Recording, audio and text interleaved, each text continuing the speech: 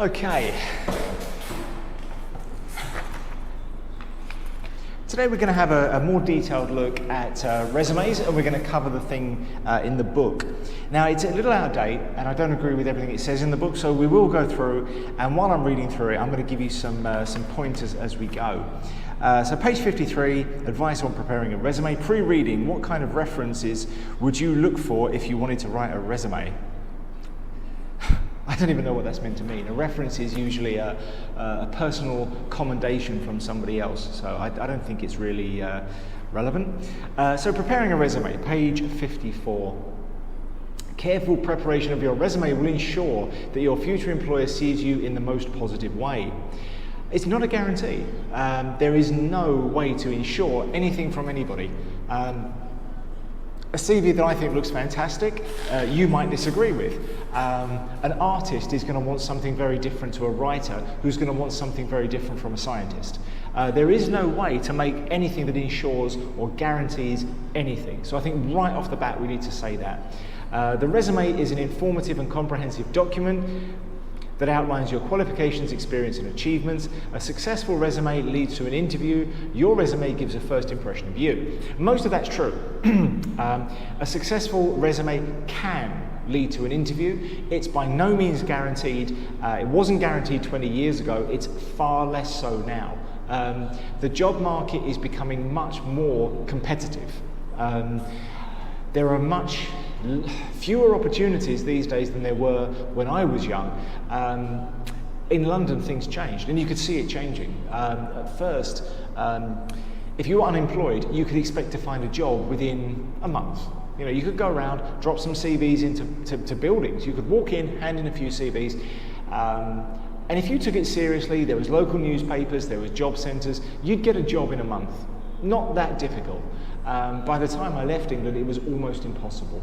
In a few years, space of a couple of decades, things changed because we're just too competitive.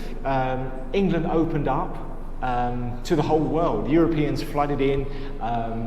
Everybody moved to London looking for work. London couldn't support everybody that was there looking for work. Things got worse and worse.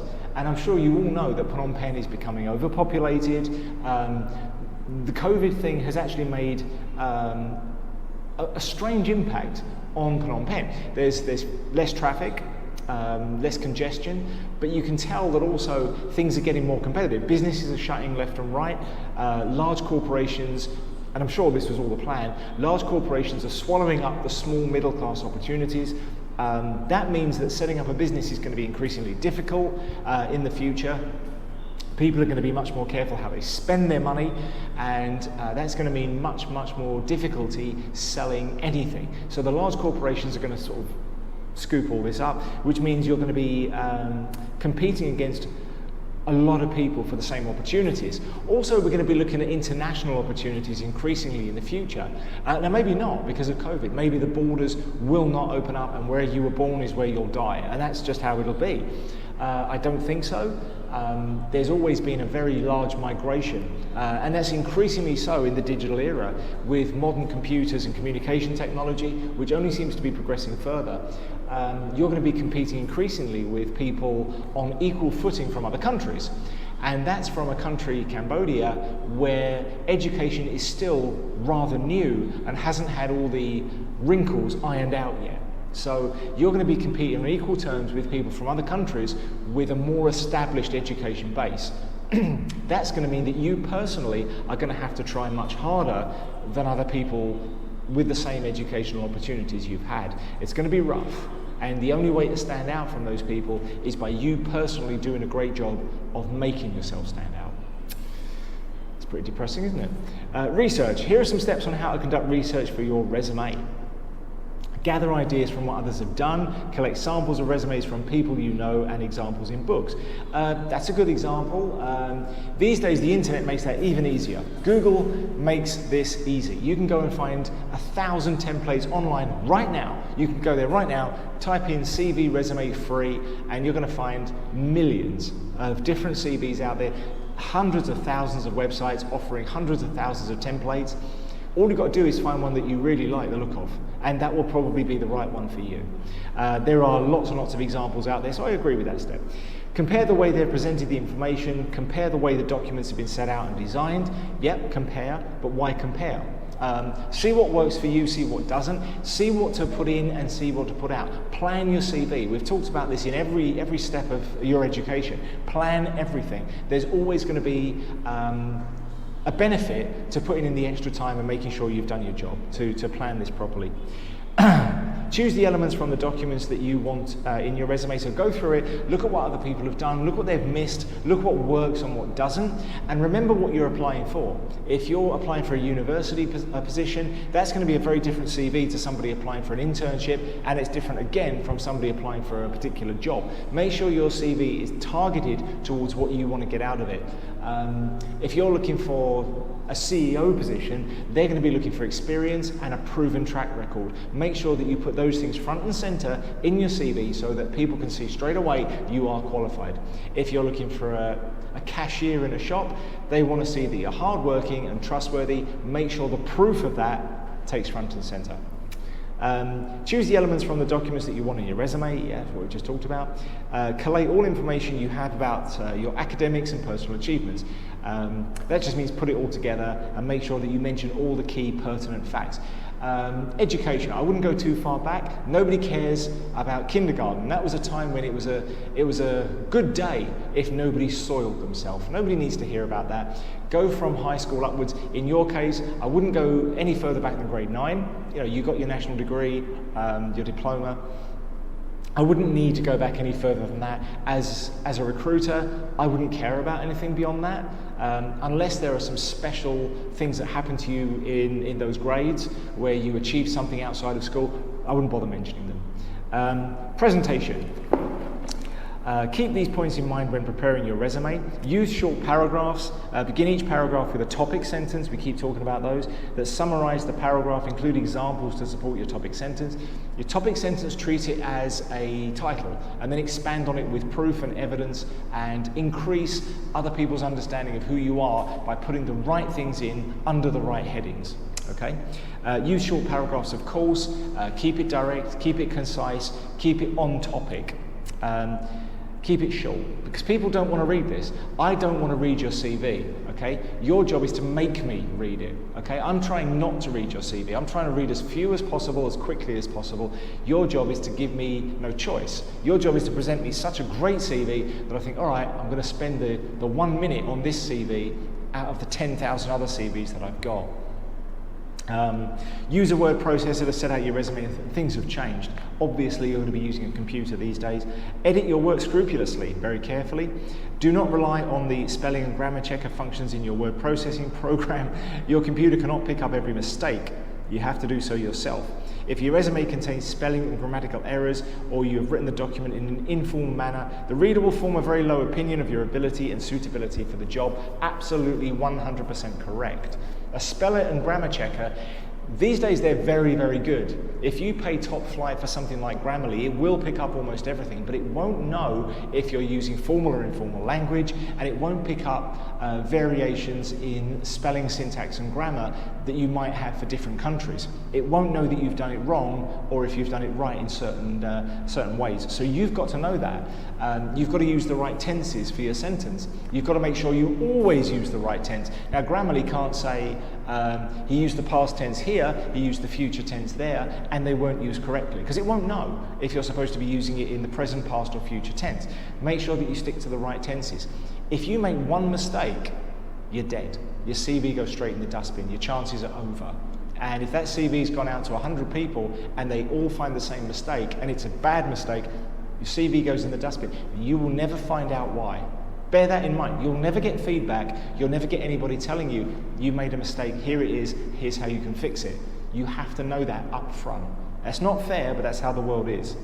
A handwritten resume looks unprofessional to suggest that you don't even have basic computer skills. I agree. However, some prospective employers will ask for a written resume to assess your ability to spell correctly and write legibly. If this is the case, ensure that your handwriting is very neat and that you edit your work carefully. Rewrite your resume if you make any mistakes. That will never happen anymore. What will happen is you'll go to an interview, they'll like you, and they'll give you a test. That happens. You'll be given a basic maths and English test, and it will be done by hand. That will be to test your ability to think, because nowadays computers can almost think for you. So very occasionally they will give you some kind of test. Universities even more so, they will just test you, especially in COVID era, because everyone knows that online education doesn't work, not very well. So the people who have gone through it, they're not achieving the same as a class of a live class of people in front of a real teacher. So universities and colleges are going to be testing you. Jobs are going to start doing it too, because what we see now on your CV, we're not going to be able to trust. So that's coming forward. So handwritten on-the-fly tests that you don't know about, that's going to be much more common in interviews, probably before the interview. You'll probably go in, what happens normally, they give you a sheet of paper, you fill it in, that goes back, and the secretary or whoever is in charge of the office will check it, mark it, and get rid of the people who aren't worth interviewing, because it's not worth the manager's time to spend on them.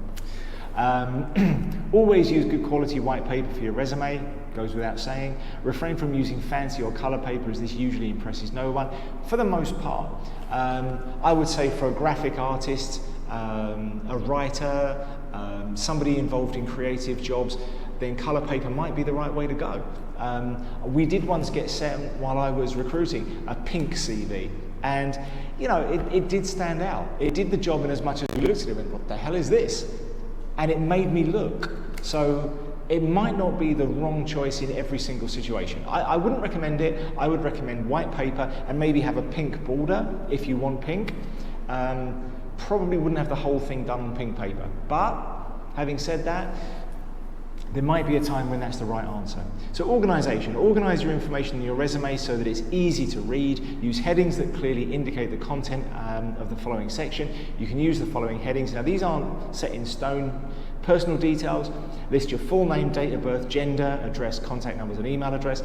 Things have changed. Obviously your full name, the way that you want people to refer to you, and they will search that name on the internet. James.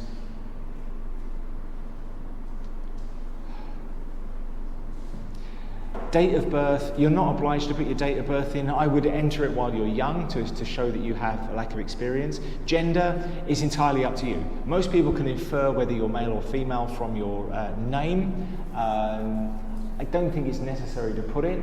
Address, again, these days, not really that important. I would certainly put down your city, because you're going to be based in a city and you'll be looking for jobs in that city, so they're going to want to make sure you're close. Beyond that, I don't think it's probably necessary to put too much contact details of your address. Contact numbers, a phone number, email address, yes, those things are essential. You need them to get in touch with you, but these days, increasingly, people don't use phones. We don't call anybody anymore. So you decide what contact numbers and what email addresses and details that you actually need. If it's a very young company, it'll probably be WhatsApp. If it's a more established company, it might be your mobile number. You decide what's appropriate. Employment objective. Again, this is a more modern thing. Put it in wherever you feel is appropriate. Open with a sentence or paragraph stating why you want the job. State your objective clearly and confidently. Show that you are positive about the job and have something to offer your potential employer. So in other words, talk about what you want, what you're looking for, why you're looking for it, and why they should choose you.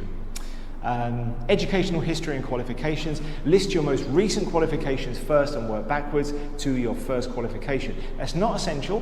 You can do it the other way around, but almost everybody does it this way, and that makes it much easier on the employer because they expect it. So I would definitely do it that way. You can do it the opposite way if you feel you have to for whatever reason, but if you've got a reason, that's up to you. But I would suggest do it that way because it's the most common way and it's what everybody expects.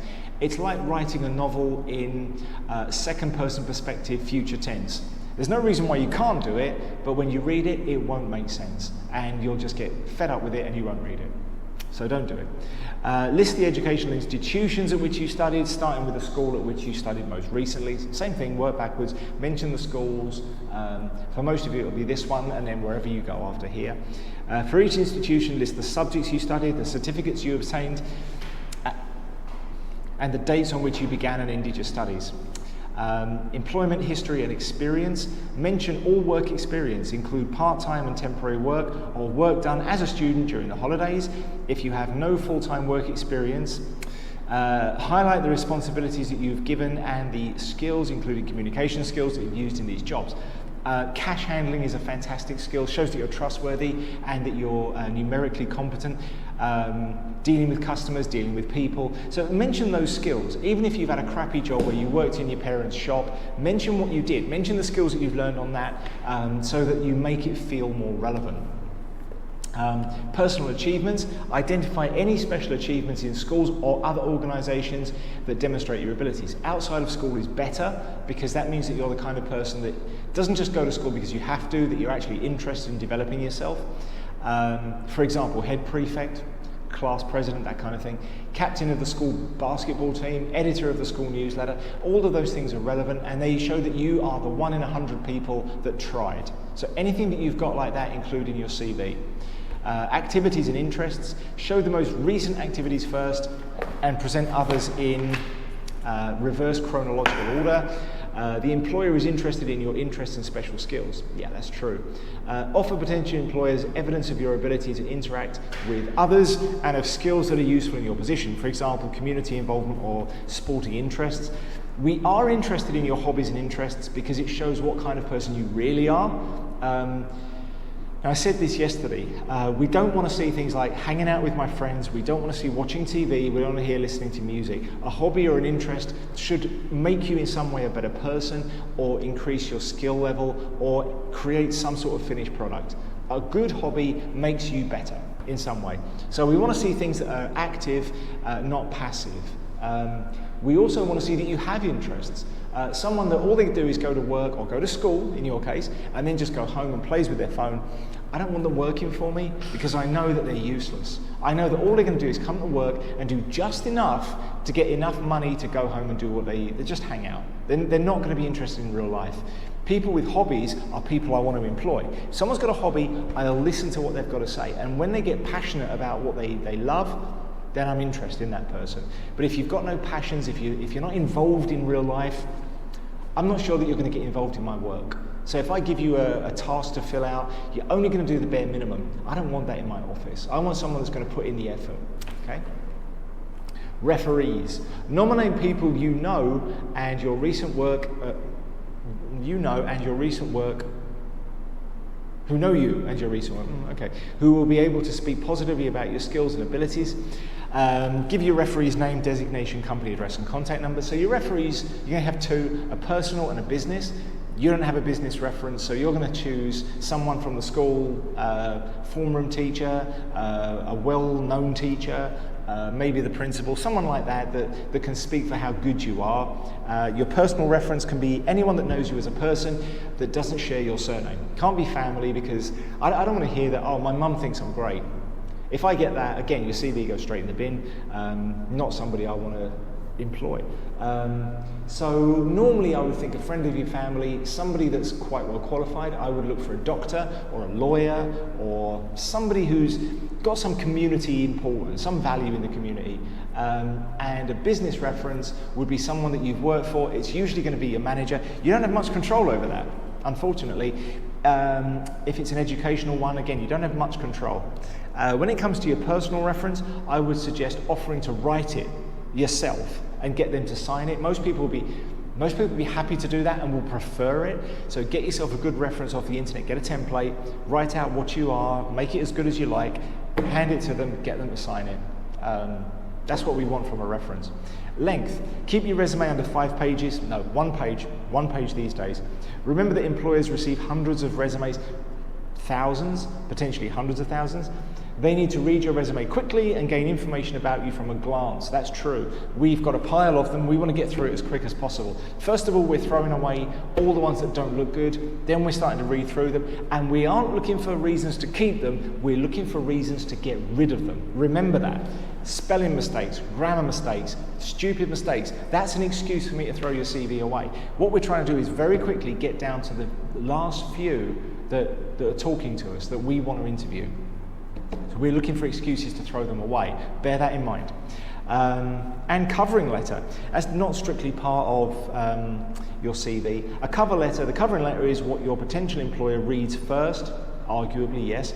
It should answer the requirements of the advertisement, indicate why you are suitable for the job, summarize your academic qualifications, work experience and interests that fit well with your advertised job. So what I would say is your CV is universal, it's for everybody. No matter what job you're applying for, you're probably going to use the same CV because it'll have everything about you on it. The cover letter is more personal.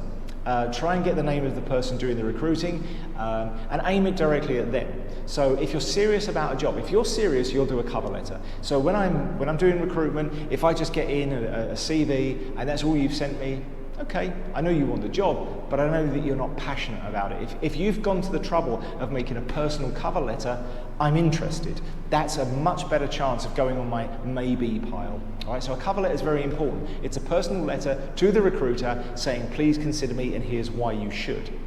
Set it out as a formal business letter, so no personal language. Use positive language, courteous tone, and terms appropriate to a formal letter.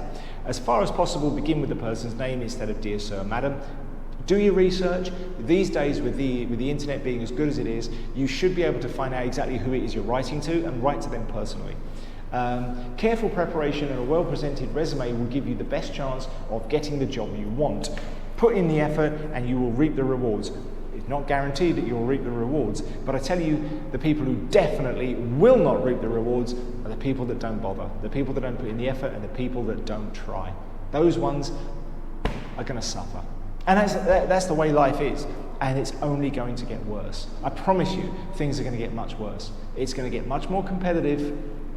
People are going to be fighting for the good jobs, and you want to be the one that gets it. I want you to be the one that gets it. So put in the effort on your CV. That's your first step towards getting where you need to be. Okay, so this is a very brief outline into CVs. I don't think we're going to be able to go into this in much more detail. I'd love to, but I don't think we've got much more time to build into this because it's kind of an offshoot. So I'd love to have spent a whole section on resumes and CVs rather than waste our time doing instructions, because this is stupid. Now we've got like a whole section on searching the internet, which is so far out of date that it doesn't make any sense to do it. So I think this is much more valuable, even though it's slightly out of date and it's more Singaporean rather than universal. But in any case, some of this is good advice, and I hope we've gone over it, and I hope we've got it fresh now in your mind, and I hope we've hammered home why this is so important. So now I want you to do the questions 1 through 14. So go through those, and we will go through the answers in a minute. Okay.